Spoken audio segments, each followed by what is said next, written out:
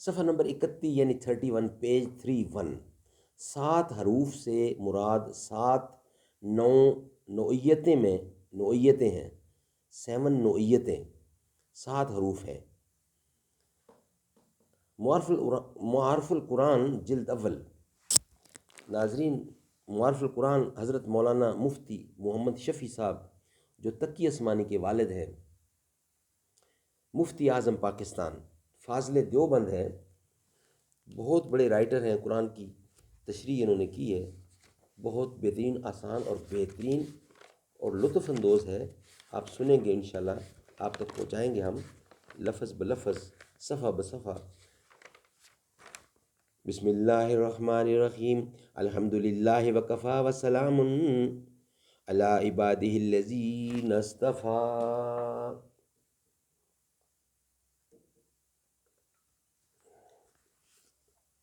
سات حروف سے مراد 7 نوعیتیں ہیں۔ چنانچہ ایک اور حدیث میں حضور اکرم کا ارشاد ہے، ان ھذا القرآن انزل علی 7 احرف فاقرؤوا ما تیسر منہ۔ یہ قرآن 7 حروف پر نازل کیا گیا ہے، پس ان میں سے جو تمہارے لیے آسان ہو اس طریقہ سے پڑھو۔ حضور اکرم کے اس ارشاد میں 7 حروف سے کیا مراد ہے، اس بارے میں اہل علم کے مختلف اقوال ہیں۔ ان اقوال کی تفسیر اور اس مسئلہ کی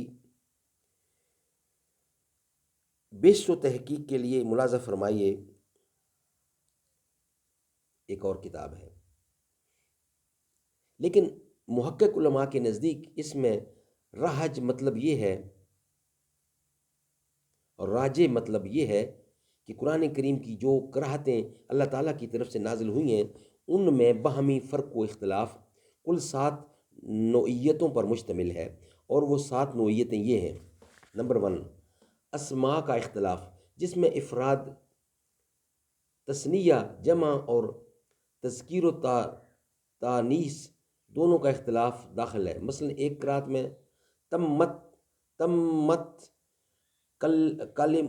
کلمات ربک ہے، اور دوسری قرأت میں تمت کلمات ربک۔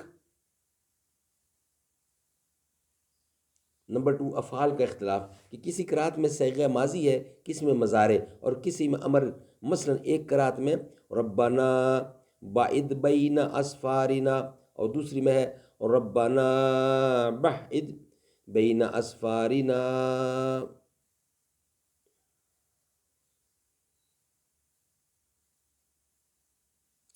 نمبر 3، وجوہ احراف کا اختلاف، جس میں اعراف یا زیر و پیش کا فرق پایا جاتا ہے۔ مثلا لا یزار کاتب کی جگہ لا یزار کاتب، اور ذو العرش مجید کی جگہ ذو العرش مجید۔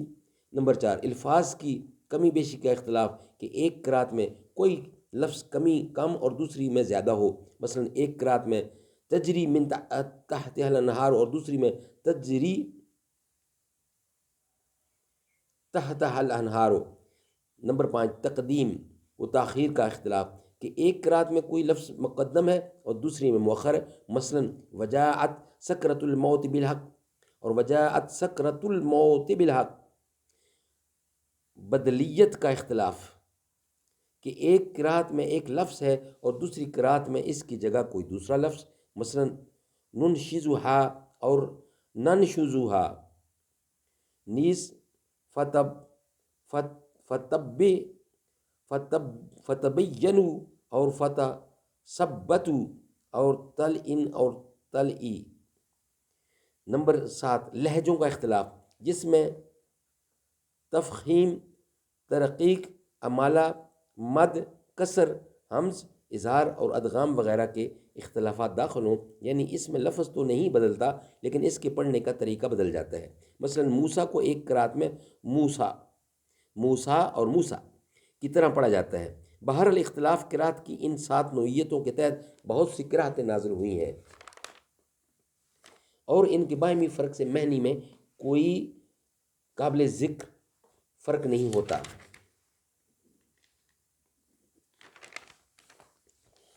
صرف تلاوت کی سہولت کے لیے ان کی اجازت دی گئی ہے۔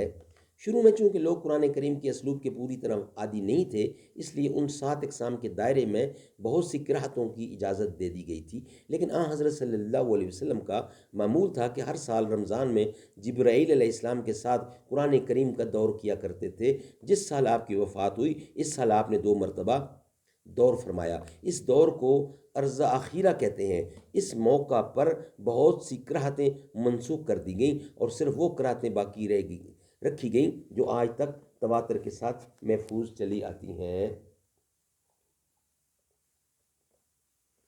حضرت عثمان رضی اللہ نے تلاوت قرآن پاک کے معاملے میں غلط فہمیاں رفع کرنے کے لیے اپنے عہد خلافت میں قرآن کریم کے 7 نسخے تیار کرائے اور ان 7 نسخوں میں تمام قراءتوں کو اس طرح سے جمع فرمایا کہ قرآن کریم کی آیتوں پر نقطے اور زیر زبر پیش نہیں ڈالے، تاکہ انہیں مذکورہ قراءتوں میں سے جس قراءت کے مطابق چاہیں پڑھ سکے۔ اس طرح اکثر قراءتیں اس رسم الخط میں سما گئیں اور جو قراءتیں رسم الخط میں نہ سما سکیں ان کو محفوظ رکھنے کا طریقہ آپ نے یہ اختیار فرمایا کہ ایک نسخہ آپ نے ایک قراءت کے مطابق لکھا اور دوسری قراءت کے مطابق۔ امت نے ان نسخوں میں جمع شدہ قراءتوں کو یاد رکھنے کا اس قدر اہتمام کیا کہ علم قراءت ایک مستقل علم بن گیا اور سینکڑوں علماء، قراء اور حفاظ نے اس کی حفاظت میں اپنی عمریں خرچ کر دیں۔